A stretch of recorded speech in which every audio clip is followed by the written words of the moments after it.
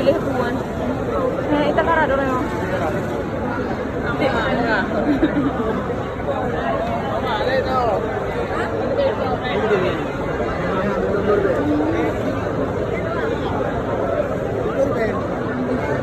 Cocok. Aku nak aku bah. Ini minggu tu bukan belanja produk.